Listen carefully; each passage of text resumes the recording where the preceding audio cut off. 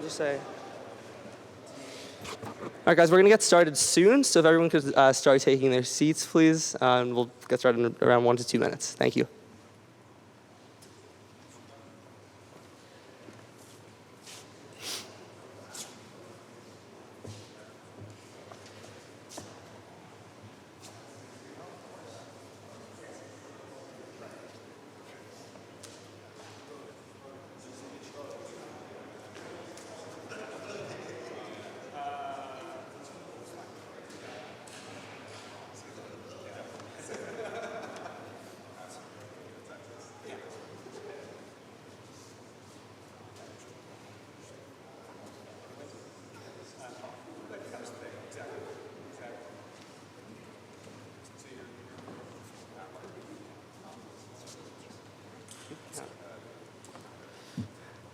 All right, hi. Good evening, everyone. So thank you all so much for coming, and welcome to our conversation with Mayor Brett Smiley. My name is William Deckelbaum, and I'm the president of the Brown Political Union. Before we begin, please note that this event is being recorded, as you can probably see from the cameras and the signs outside. So if you are staying for the event, it's assuming that you consent to this recording.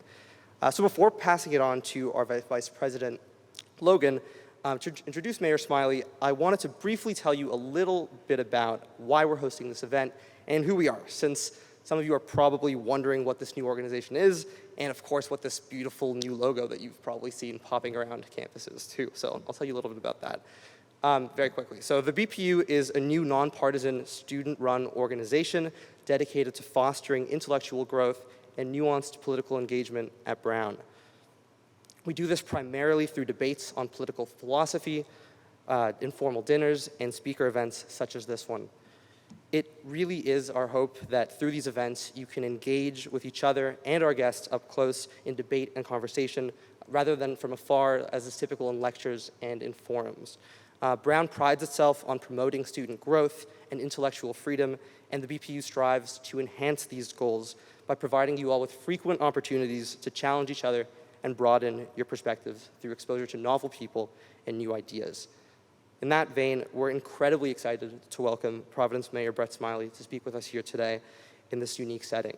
A huge thanks to our Vice President, Logan, the entire BPU e-board, and the Speakers Committee of the BPU for organizing this event, and I'll turn it over to Logan to give Mayor Smiley a more formal introduction. Thank you.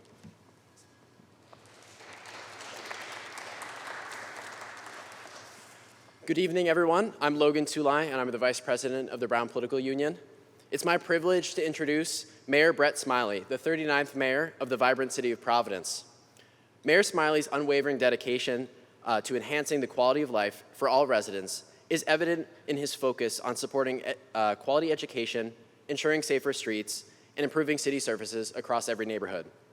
With a wealth of experience in public service, Mayor Smiley has held key positions such as the first Chief Operating Officer for the City of Providence, Chief of Staff to former Governor Gina Raimondo, and Rhode Island's Director of Administration. His leadership during challenging times, including expanding early education programs and navigating the state's response to the COVID-19 pandemic, demonstrates his commitment to delivering tangible results for the community. Beyond his governmental roles, Mayor Smiley has been actively involved in various nonprofits and community groups, advocating for causes such as reproductive rights, marriage equality, housing initiatives, and addiction recovery efforts. His dedication reflects his deep-seated belief in creating a more inclusive and supportive environment for all. Through collaboration and partnership, Mayor Smiley and Brown University have worked together on initiatives aimed at enhancing higher education, promoting community engagement, and fostering economic development in Providence. A graduate of DePaul University with degrees in finance and an MBA, Mayor Smiley's profound love for Providence shines through in his dedication to serving its residents. Tonight, Mayor Smiley will be engaging live with the audience and responding to questions to help explain the work being done in the mayor's office now and how, as Providence residents, we may contribute to his office's efforts. And after his opening remarks, we'll move to the discussion section and we'll close out this event at 9:30. And please join me in welcoming Mayor Brett Smiley. Thank you.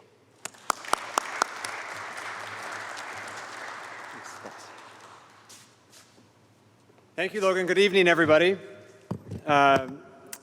It's a delight to be here. So I'm going to speak for 10-ish minutes and then save plenty of time for conversation and debate as was promised. And I've really been looking forward to this tonight. We're so proud to have Brown as a part of the Providence community. And one of my goals is to always have an opportunity to try to engage the incredibly talented students who come here to get more engaged in civic life in Providence and to feel like this entire city is also part of your college experience and not just campus and not just College Hill.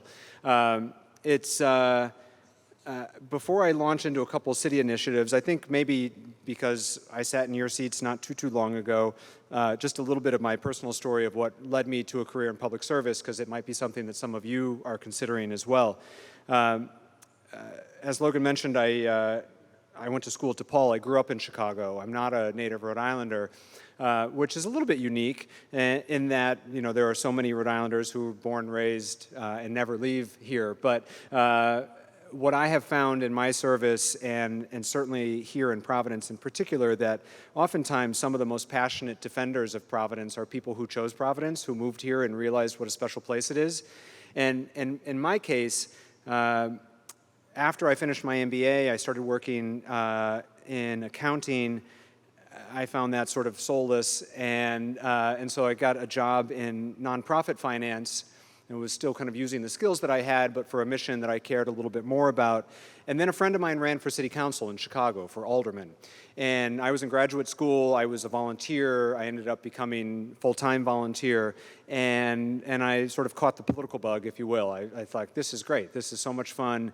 And so I started campaigning and ultimately managing political campaigns, moving around the country.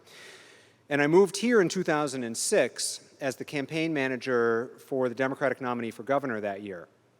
I moved here in January of 2006. I had been here once the week before for my interview and then moved into a furnished apartment, had never spent any time in Rhode Island, and had expected to move on a year later after the campaign.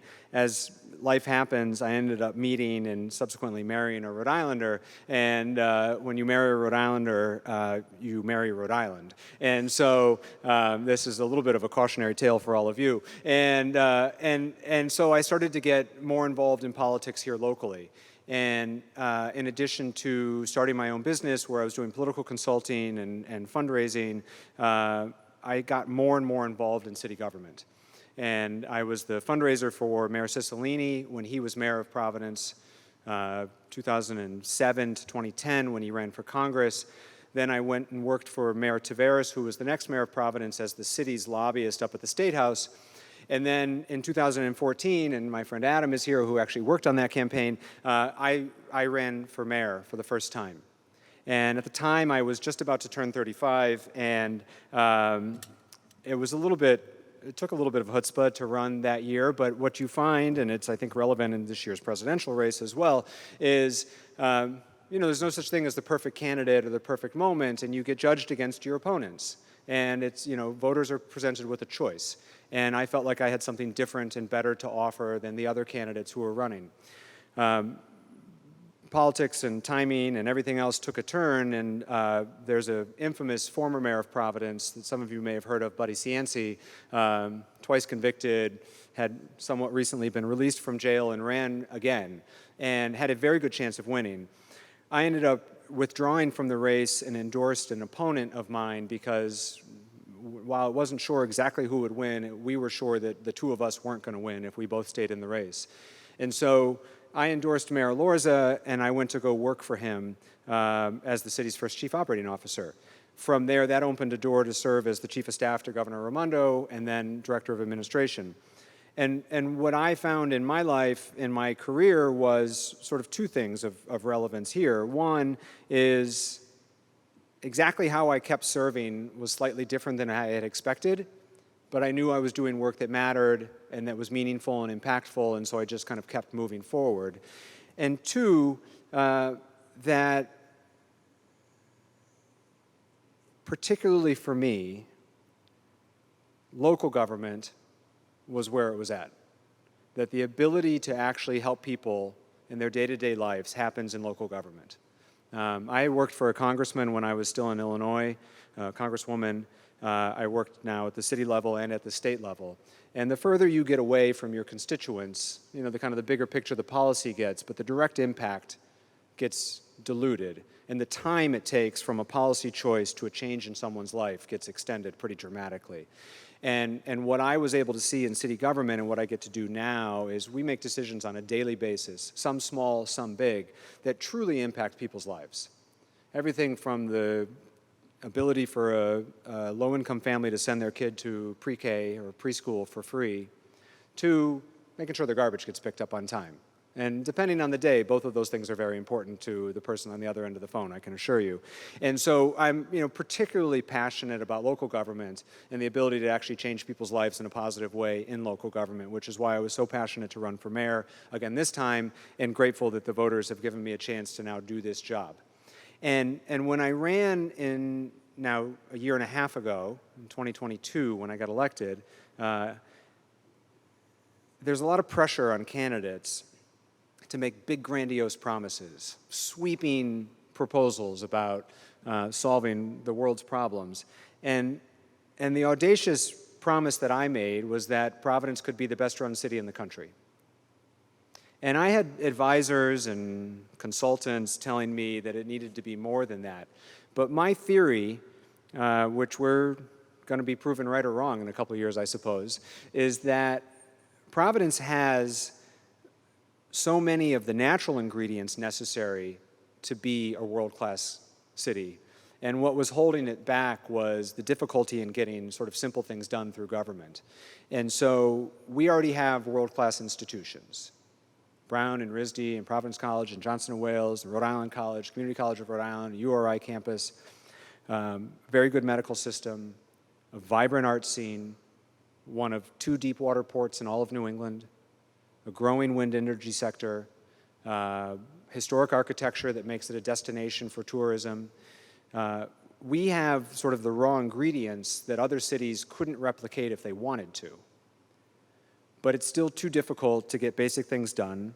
Our business environment is still not competitive enough. And I think that if we can just run government better with these other natural assets, we can actually make this a world-class city. And so that is my and my team's mission.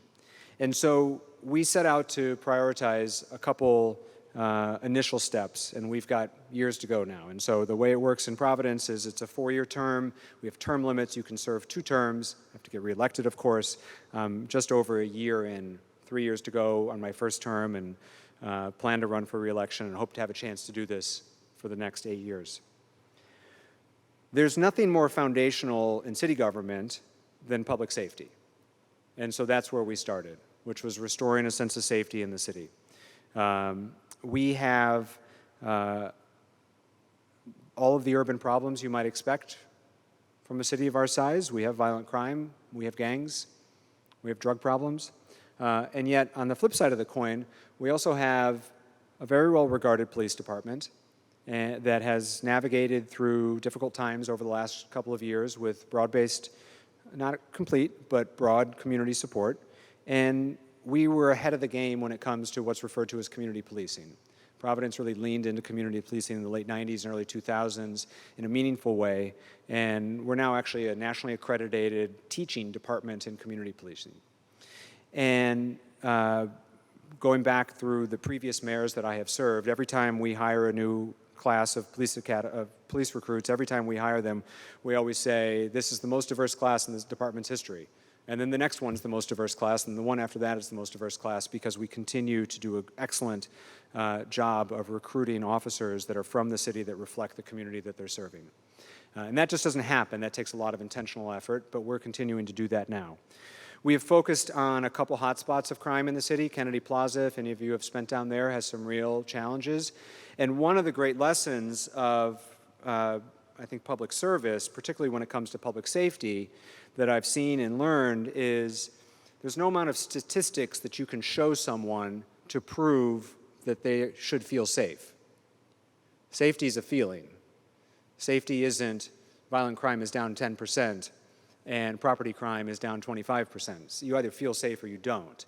And so we've restored the walking beat, we've restored officers on bicycle to give a sense of safety, particularly down in Kennedy Plaza, which was the most acute problem that we faced. But our view, because it's a progressive city and I'm a liberal mayor, is that public safety is not just through more police.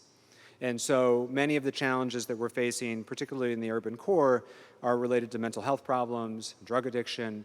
And so this year, for the first time ever, we launched our first EMS this past summer, our first EMS bike patrol. So these are men and women that would otherwise be on a fire truck or in an ambulance that are now on bicycle downtown, providing social service needs, addressing addiction and other mental health issues without the stigma and fear that comes with the flashing lights and the ambulance and 3 fire trucks showing up, better serving the needs of our residents, in addition to substantial investments that we're making in harm reduction and other ways to confront the opioid crisis. And so we have made a good start on public safety.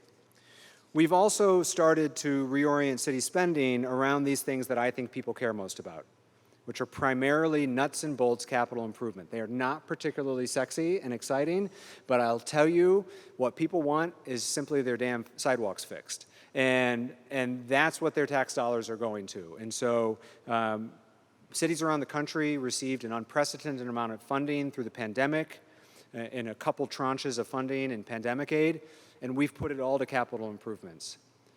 Affordable Housing Trust Fund dollars, sidewalks and street repaving, repairing our rec centers, and resiliency for our city buildings. We have rec centers around the city that urban youth use throughout the year that are not air conditioned. Most of our K-12 school buildings are not air conditioned. For the first time, tomorrow we have a snow day, but we don't have snow days very often anymore. However, for the first time that anyone can remember, in September this year, we canceled classes because of high heat. The classroom temperature was over 95 degrees in our school buildings, and there's no air conditioning. And so we're taking these capital dollars and investing them in resiliency projects to adapt to a changing climate and investing people's tax dollars the way they want. There are other major resiliency projects underway in the city of Providence as well. We are, I think, most of you, I assume, are from other states, but if you asked most Rhode Islanders to name 5 waterfront communities in Rhode Island, hardly anyone would put Providence on their list. Most Rhode Islanders don't think of Providence as a waterfront community, but the reality is that we are, and we are ground zero for seeing the effects of climate change. Most of you have probably seen our hurricane barrier, which was built after a hurricane in the 50s. That has long overdue repairs that we're making now. We're hardening our infrastructure, but we're also incentivizing green infrastructure. And this past summer in particular, actually not just the summer, all the way into December, we've seen flooding like we've never seen before. And the way in which climate change in this part of the country is going to manifest itself is more high heat days and more water. And so we need to adapt to that, and so we're making meaningful investments in that way. The last piece that I want to touch on before we turn it over in discussion, just because it's so relevant to all of you, is a once-in-a-20-year opportunity that we had to renegotiate our relationship with Brown and the other universities. So in local government, really throughout New England, but definitely in Rhode Island, we are funded by property taxes. About 85% of the city budget comes from property taxes. We get a little bit of the hotel tax, we get a little bit of meals and beverage tax. Everything else that pays for everything that happens in the city is property taxes. However, in the city of Providence, nearly 50% of the land is property tax exempt. So we've got half of the people paying 100% of the bills, which is a math problem that doesn't work particularly well. And the reason that almost half of the land is tax exempt is because of the 4 private colleges, the 3 public colleges, the hospitals, and state government. It's all here, and all of those entities don't pay property taxes. And so there were 2 agreements between the colleges collectively, the private colleges, and the city, both of which expired last year. And so over the course of about 9 months, my team negotiated with the presidents of the 4 private colleges and their teams for what is now the most generous and best agreement between colleges and a host community in the country. Now, that's generous from the city's perspective, not from Brown's perspective. And it's something that I'm particularly proud of. So much so that mayors from other cities, because this is not a uniquely Providence problem, host communities, what they call town and gown relationships, host communities and colleges are fighting over taxes or the lack thereof all across the country. And mayors around the country are now calling us saying, how did you do it? How did it work? And so over the course of the next 20 years, the 4 colleges will be paying over $200 million in payments in lieu of taxes to the city of Providence, and almost the same amount in non-cash contributions that will help the city's vitality, whether it be scholarships for Providence kids, other ways in which they contribute to things that add to the vitality of the city. It was a great accomplishment. Credit goes to my negotiating team, and in fairness, credit goes to Brown in particular. The other 3 privates are paying significantly less, and when we got to a dead end in our negotiations, Brown stepped up in a big way to get to a number that I thought was fair to the taxpayers of Providence. And so it's a great jumping off point about sort of a new partnership, a new era of partnership between Brown and the city. There will always be things that we sort of squabble over, but Brown's really important to our future economic success. And now that we've been able to put to rest some of the financial concerns, I think it's an exciting and really bright new moment for us as Brown is expanding pretty dramatically. So I'm going to stop here. I think transition to the stools where we can start a conversation. Before I take that transition, though, I don't want to miss the opportunity to encourage all of you, if you haven't done so already, to buy your tote bag on the way out. I've been told to really push this. It's only $5, and it supports this important new organization. It traveled around the world to get here, I understand, and everyone should pick one up on their way out. Logan, shall we? Let's do it.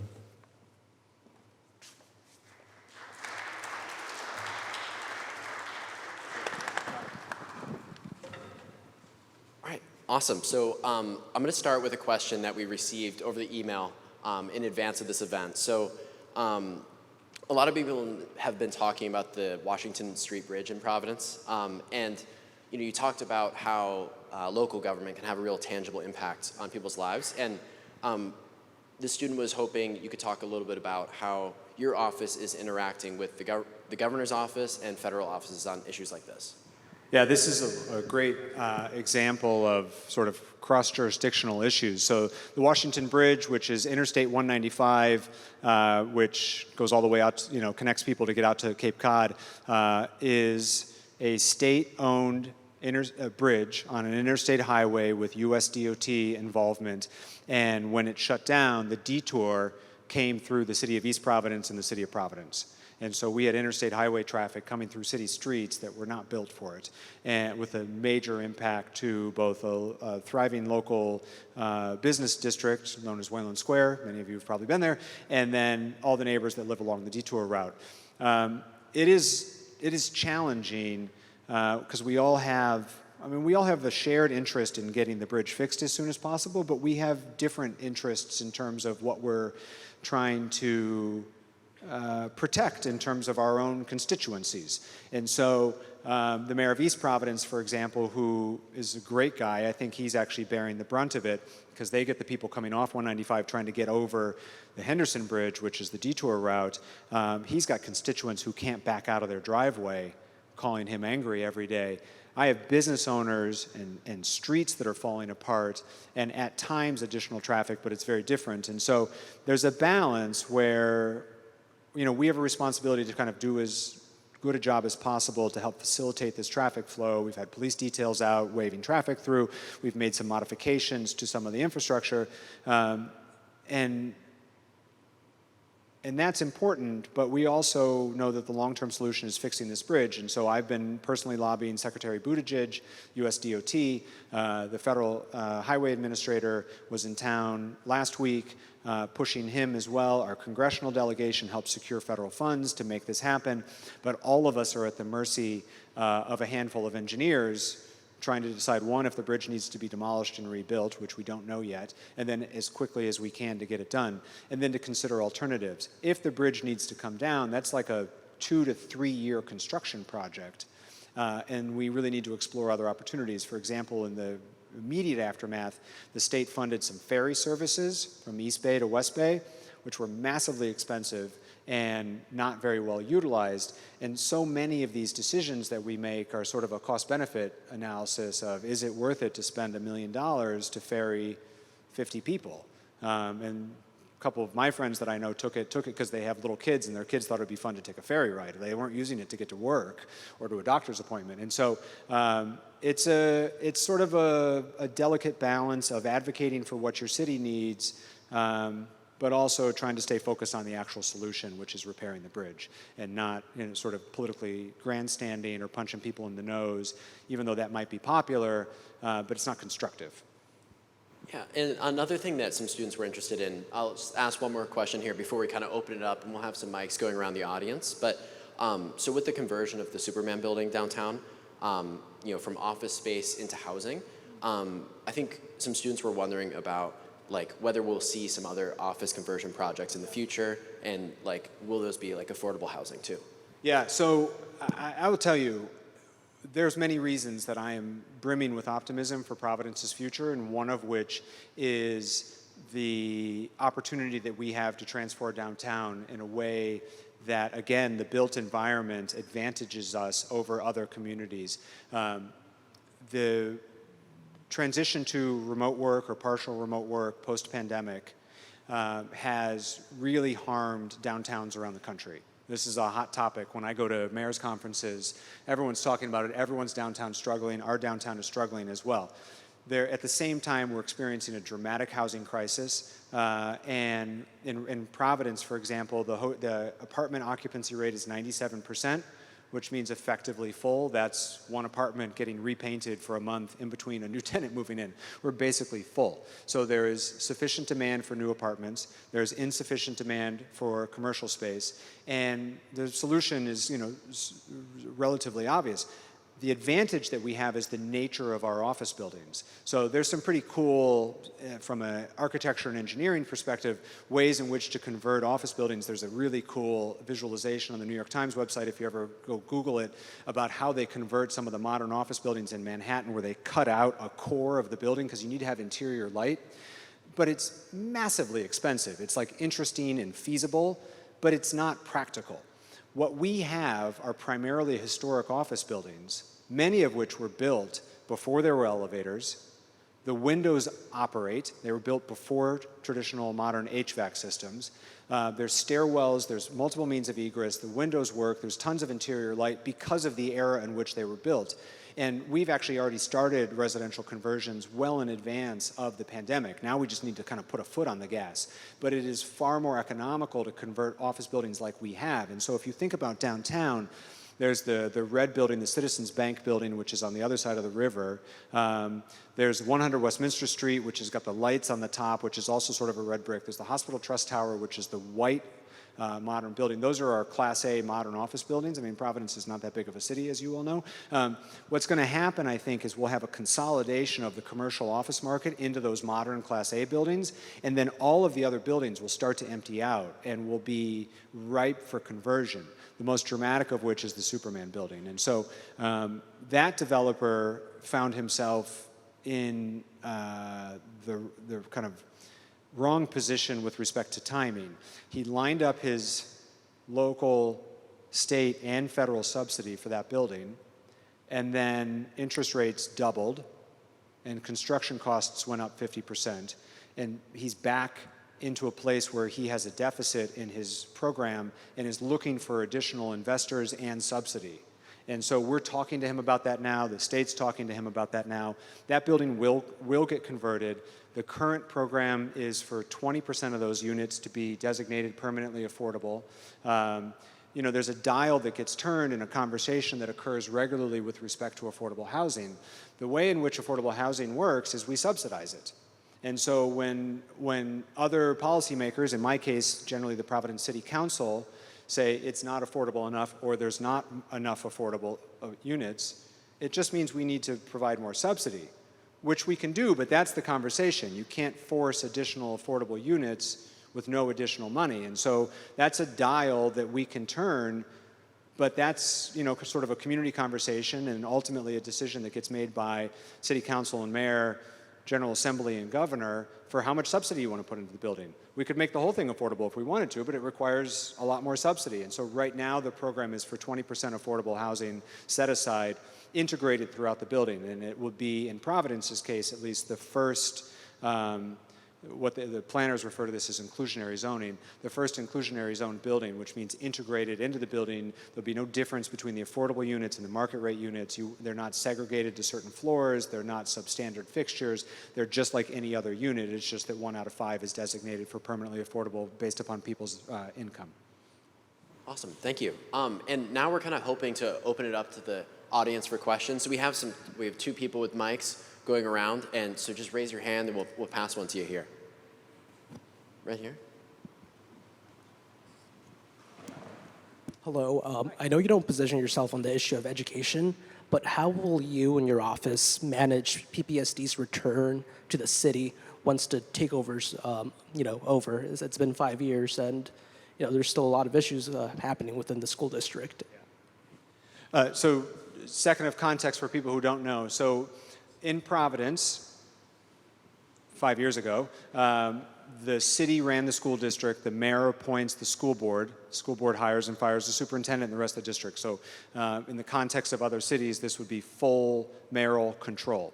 5 years ago, the state took over the Providence Public Schools because of persistently low scores and failing performance. There is strong desire in the community to exit from the takeover or to take back our schools. I share that desire. The question is when and how, and that's what we're working through right now. My expectation is that that will happen in the next couple of years. If we take the schools back, we need to make sure that we take them back so that they can be positioned for success. We've got some operational concerns. There was the state at the time, 5 years ago, commissioned a study from the Johns Hopkins University that kind of outlined all the problems. And one of those problems was, in fact, not in the school department, was in city government itself, was a variety of bureaucratic challenges, operational challenges, in ways in which we made it harder for teachers, principals, and administrators to lead the department. We have to get our own house in order to do that. The current Providence Teachers Union contract is up for negotiation right now. That will get negotiated by the state for one last time. That needs to get resolved. And then we need to, in an orderly fashion, take the schools back. I think schools are better run at the local level. They should be run at the local level. We just need to do it in a way that doesn't cause additional disruption in a system that has dealt with way too much turnover and way too much disruption, such that right now our teachers are demoralized and exhausted. And so we're working on all of these operational questions. The school department and the Department of Education is working on the contract negotiations. Kind of once those 2 big things are resolved, then I would expect an orderly transition back. Awesome.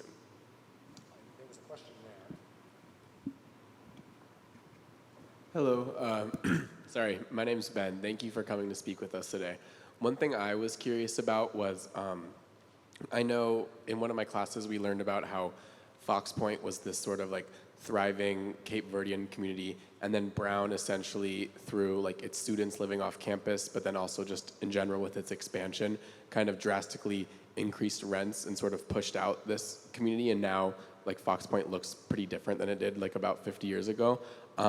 I know Brown like recently announced their plans to implement their integrated life sciences building in the jewelry district, and in general, like it seems like Brown is continuing to like build new dorms and do new things. And so I guess just as a concerned student, and also like what is your administration's plan in some ways to kind of wrangle in Brown's grasp? Essentially, because I know you also stated that now they're paying more in pilot plans, but I believe, correct me if I'm wrong, they're still only paying around $8 million a year, and if they were to pay property taxes, that would be $50 million a year. So I guess just like, how are you holding Brown accountable to all of that? Excellent question. So first, on the Fox Point front, I mean, that's part of the story. That's not the full story. Fox Point was, in fact, a thriving Cape Verdean community. Brown's sort of incursion into Fox Point happened largely after most of the displacement of that community. That's more a story of urban renewal, which is a different kind of story in American history, where marginalized communities and communities of color were largely pushed out by the growth of the interstate highway system and a variety of other urban planning tools that were quite popular post-World War II. So the development of 195 had a much more significant impact on that community, and also just the maturity of that community that, like so many other communities that kind of, as they acquired wealth and grew up, they moved out to the suburbs and so on and so forth. It is certainly true that student housing has changed the face of Fox Point. That's absolutely true. It's just not quite as tight a linkage with that community in particular. And it's not just Fox Point that student housing has a big impact, and I think that is a way in which, in many ways, Providence residents sort of feel and sometimes object to the growth and expansion of Brown, both Fox Point and College Hill, and now to some extent the Jewelry District, where all of you all living off campus are displacing, in some cases, long-term residents or families that might have otherwise lived in some of these homes. And it's a sort of a free real estate market where an investor buys a house, ends up renting it to all of you by the room, can make a lot more money than a single-family house sale or even rentals to families. And so there's a sort of an uneasy tension with things like dorm development, which obviously just happened on Brook Street, because that is the solution to the problem. Now, the reality is there's some members of the Providence community who think that the right solution is to just not let Brown grow, period. I don't share that view. I don't think that that is reality, and I'm not even sure that it's desirable. Brown is very important to our economic vitality as a city. And so, there's, neighboring neighborhoods, for example, here, I would be on College Hill Neighborhood Association meetings where residents would be decrying otherwise neighborhood houses being turned into student apartments, and then Fox Point Neighborhood Association meetings where they would try to stop the development of the dorms. And you can't have it both ways. If we don't want students living in off-campus housing, we need to have them living in dorms. And so, in my case, in my view, is particularly for lower classmen, that we should be allowing, and I was supportive of those dorms, to be able to house more students on campus to protect against some of the incursion into our neighborhoods. And as Brown grows, they've got a responsibility to grow housing, campus-owned, campus-directed housing along with their growth, so that it's not just pushing out into the neighborhood and displacing people. But the Jewelry District piece is an interesting additional sort of new development. The growth on College Hill is still relatively limited. There's a lot of buildings that get renovated on campus, and it's usually, the densification is happening on College Hill, but it's not really new incursion into land that they didn't previously own. The Jewelry District is an entirely different thing, where Brown's footprint in the Jewelry District is growing pretty dramatically. And so there I think, are some things to be cautious of, and then I think there are some things to be applauded and to be further encouraged. So, for example, where the Rhode Island College and URI joint nursing program is in a building called Dynamo House. It looks like the power plant right at the other side of the pedestrian bridge. Brown has administrative offices in that building, and for the first 10 years served as a rent-paying tenant of that building. They did not own the space, they did pay taxes, and they paid rent. And as you all know, Brown has the money to buy. They don't have to rent. But they did that because it was a necessary piece in order to get that building developed. None of you were in school at the time, but that building sat vacant for 20 years and was an eyesore and a blighted property. And so using their ability to be a credit-worthy rent-paying tenant to see other private development happening is a great benefit to the city. And that's something that's incorporated into our new agreements, where they can get some credit for that so that we can encourage that into the future. The flip side is the new life science building, which is going to be massive. The hope for the city is that it stimulates significant economic development and growth and creates a life science cluster along with other activity that's happening in the region. The reason that it wasn't terrible from a tax perspective from us is they bought the land from Care New England, one of our 2 hospital groups. The land was already tax exempt. The land was already institutionally owned, so nothing new came off of the tax rolls. But we do need to watch out for, and it's something that I take seriously, of keeping an eye on the sprawl of the institution so that that number I threw out earlier, which is like 48% of the land being tax exempt, I don't want to leave office and say that 65% of Providence is tax exempt. That's going in the wrong direction, and that's why we tried to build into our pilot agreements some of these incentives so Brown could opt into either A, serving as a creditworthy tenant, or B, the other thing they get credit for now is actually disposing of properties. Because there are some properties that Brown owns that I'm not sure and I know this for a fact because we had sort of confidential conversations, there's some things they think maybe we shouldn't own this anymore. And they could get credit for selling it privately back on the tax rolls that actually can provide housing opportunities, other commercial opportunities, economic development opportunities for the city.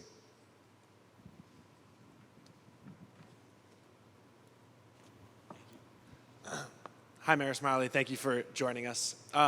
Apologies in advance because this is going to be a little argumentative. I was told there would be debate. But I'm curious, when going back to the discussion about wanting Brown to build more dorm rooms so that the students don't sprawl out into the communities, if Brown owns the dorm rooms, then they don't pay taxes on those buildings and they're able to house hundreds of people, as opposed to if they don't build those dorms, then they incentivize and sometimes force more students to live off campus and thus pay landlords, and those landlords pay property taxes, and we as students, by extension of Brown, start paying Brown's property taxes that in some opinions are due. And I'm curious just kind of your opinion on that and if that was part of the discussion when figuring out Brown's expansion. I mean, it's a legitimate point. I have to think about it from the city's perspective. I mean, we have a housing crisis. We have people moving here from around the country. I mean, it's a good problem to have, don't get me wrong. Cities that are shrinking are dying. Cities that are growing are thriving. But we have to meet that demand. And so our housing crisis is a supply problem. It is almost exclusively a supply problem. And so for short-term residents of Providence, which most of you are, I hope some of you decide to stay, but the reality is that most of you are short-term residents of Providence, displacing potentially long-term residents with a relatively fixed housing stock because we still don't build at nearly the pace we need to keep up with demand. I believe that it is in the city's best interest, even though those dorms don't pay taxes, to provide housing on campus, at least expanded housing as the university grows. This isn't clawing everyone back. That's never going to happen. But if Brown grows by 1,000 students over the next 10 years, there should be some dorms to go along with it. And so otherwise, it's just going to displace more long-term residents. And so the other thing, by the way, is, and this is a whole, I'm sort of surprised this hasn't come up yet, but, we have a real, like every other community, opposition to growth. Everyone familiar with the term NIMBY? Not in my backyard. I mean, when new developments get proposed, we get people speaking out against it because they don't want to see anything change. They don't want anything new. They don't want additional density. I am of the other persuasion. I am unabashedly and unapologetically pro-growth and believe that this city needs to grow and think that we have an opportunity of people who want to be here. There is the ability to create more density through dorms in a more efficient way, and honestly, from a climate perspective, it is far more efficient to house people, even if it's not a dorm, in an apartment building, than in scattered site, 3-family houses throughout the neighborhoods. And so I think it's the right thing to do from an urban planning perspective, and I think it's the right thing to do in terms of balancing the population's needs more broadly. And so as the institution grows, I will continue to advocate for more dorm growth.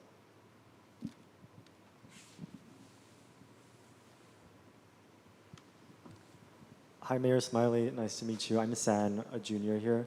My question might be a little multifaceted, but there have been multiple recent local and national news sources stating that Providence has had the highest like rising, inflating rent prices in the country. And so you mentioned that your plan is to build more affordable housing and convert existing buildings into like rentable places. But also there is the other side of the housing crisis, which is rising rent prices. And so I was wondering, what is your office's plan to halt this trend? And also, do you have any plans to like protect tenants from eviction and displacement due to like gentrification and rising rent prices? For example, I know there is a push for a rent stabilization bill. Would you support something like that? I'm curious what your thoughts on this are.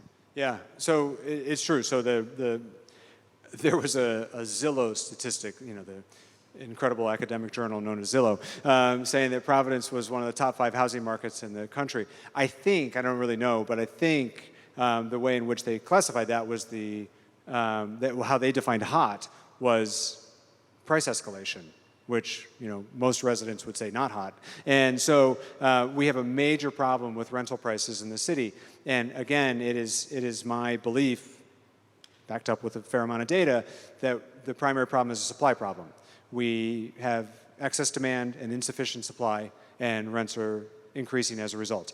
And so the most important thing we can do is build more, in my opinion, and we're doing a bunch of things to try to make it easier, cheaper, faster to build.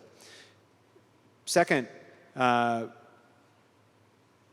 even if we build more, rental prices and real estate prices in general are typically sticky, and so we might slow the rate of increase, but we're unlikely to see the price of rent fall.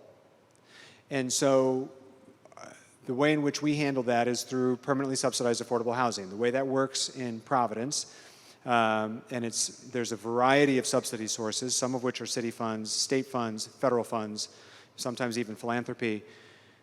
Units are income restricted, and so based upon the household income or the wage earner's income, they pay rent at not more than 30% of their income. And we provide that subsidy in perpetuity as long as the deed restriction is in place, so that there's an income verification that happens every year. And that allows for some flexibility of, the allowable income for a family of 4 is different than a single person, et cetera. And that is, I believe, the sustainable, appropriate way to subsidize affordable housing, so that we're not creating stigmatized, ghettoized public housing complexes or concentrations of poverty. These things can happen throughout the city and are happening throughout the city.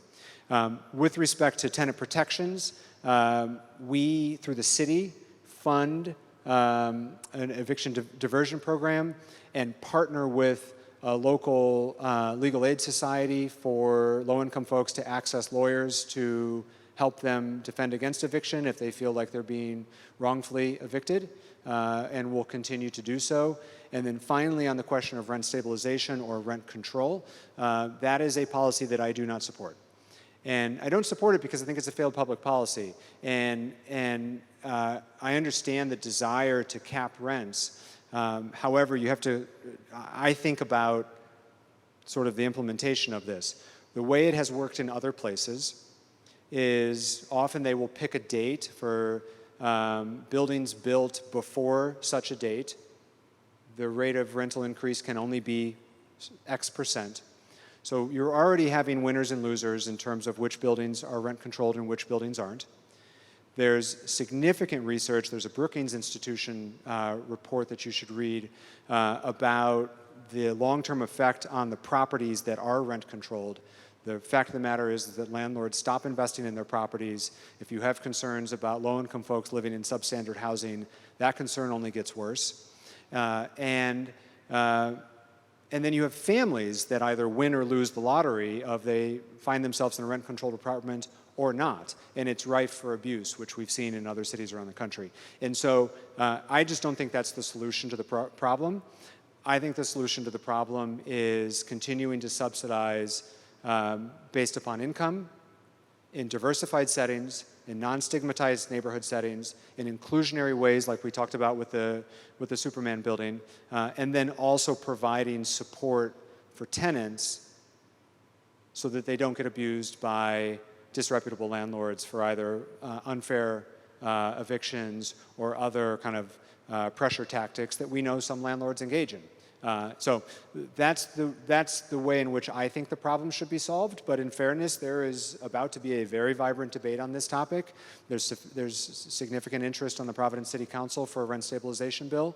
I expect that will be a big part of the public policy debate in city government this year.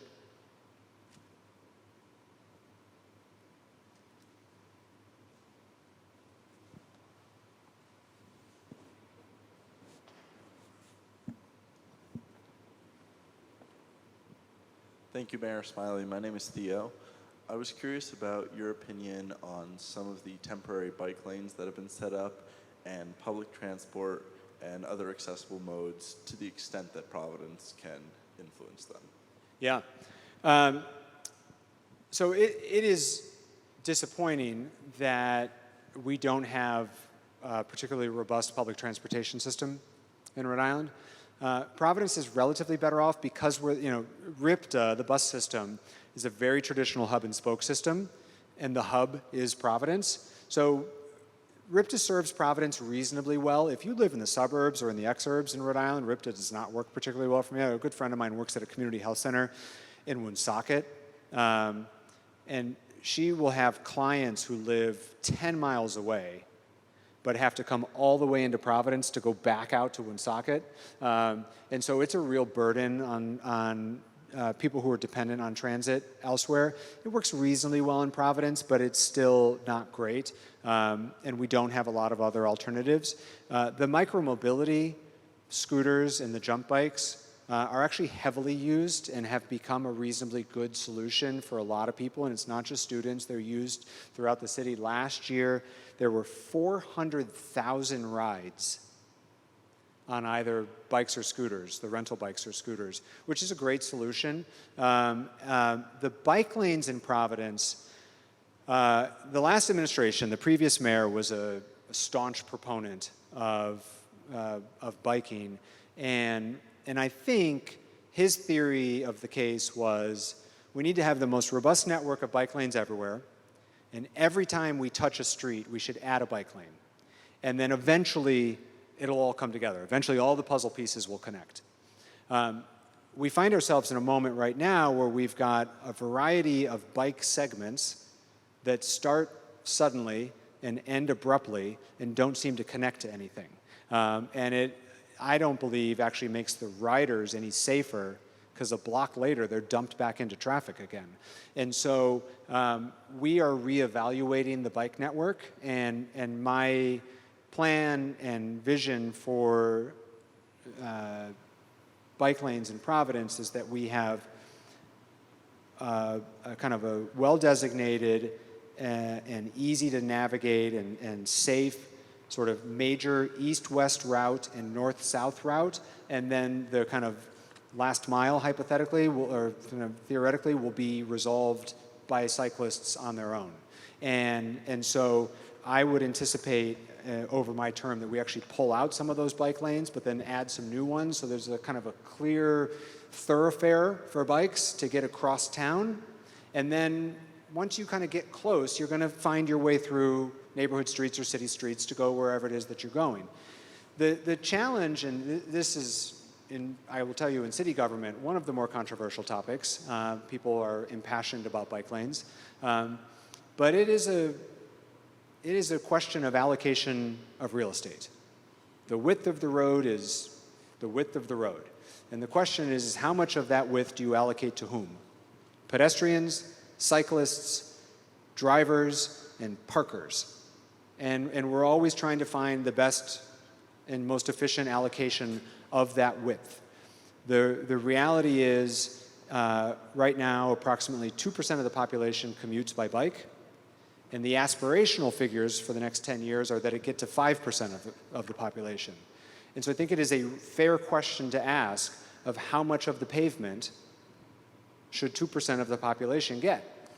And so particularly in a city that it gets winter and has hills. There are other communities elsewhere in the country that you can comfortably cycle 12 months a year, and that it's relatively flat. And so it's something that we're going to go through in a thoughtful way with community engagement without, middle of the night tearing things up. But I think there needs to be some rational approach to some of the fragmented and disjointed bike lanes that exist currently in our city. All right, and one last question we want to finish this off with tonight is, in your eyes, what is the most important way that you think students at Brown could give back to the Providence community? Yeah, so here's the beautiful thing about Providence. This is a small town. There's 200,000 people in Providence. There's another 25,000 students who come here every year, roughly. And while it seems like we all know each other, there's, I suppose, some truth to that. It's also a place that it is very easy to hook in and engage and get involved, like really easy. And so, there's sort of a spectrum of ways that I aspire, not just for you all, but for all of the brilliant young people who come to the city for 4 years of their life to get engaged in Providence. And at the easiest, most limited way of engagement on this spectrum is just get off campus and enjoy Providence a little bit. Whether that's going to one of our many arts venues, music venues, restaurants, nightclubs, whatever. Just like get off campus. Before you leave Brown, make sure you've actually seen Providence. And Providence is more than College Hill. Like at a minimum, everyone should be able to do that. At a maximum is like get involved civically. There's many ways in which Brown is engaged in our public schools, and you can make a meaningful impact on the life of a student in Providence through Brown or just through PPSD in the city. There are meaningful ways to engage with young people in our recreation centers, to be a summer fellow in Providence city government. We do summer fellowships every summer. Applications go out, we start taking applications around April. City council as well, the state house as well, if you want to actually think about a career in public policy or get involved in solving some of the interesting but challenging problems that we get to deal with on a daily basis. But take a moment, and it's like any other service opportunity. It will help the person you're helping, but it will also be enriching for you. And the people of Providence will be better off for it. I have a particular bias towards helping the young people in Providence. They will be better off for it. Get involved in our schools, get involved in our rec centers, help tutor over the summer. There's a ton of opportunities to do that, both through Brown and independently. But if nothing else, just get your ass off campus and see all of Providence. It might be because I'm a native Chicagoan. Chicago is a city of neighborhoods. It's one of the reasons I always felt comfortable in Providence immediately, because Providence is a city of neighborhoods. We have 25 neighborhoods. They're all very different. There's different cultural identities. There's different socioeconomic communities. There's little commercial main streets in all of them. Get out and explore this city so that when you come back to Campus Dance every 5 years for the rest of your life, you'll know a little bit about Providence beyond just College Hill. Awesome. Thanks so much, Mayor Smiley, for coming.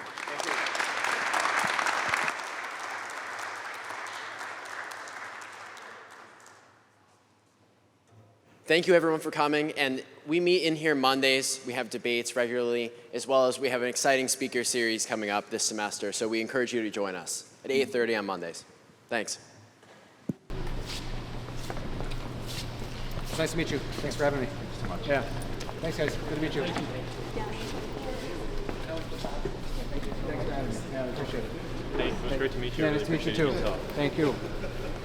Next time All right, guys. Thank you. we'll make more plugs. I get my own tote bag. We have a tote bag. I don't even have to blow the fireworks. We've got some stickers as well. Outstanding. All right. Yes, we want to. On our way to City Hall. Thank you very much. We'll make sure to advertise the restaurants, like especially the Italian restaurants. Any of them. They're great. Go to the South Side. Go to one of our Dominican restaurants.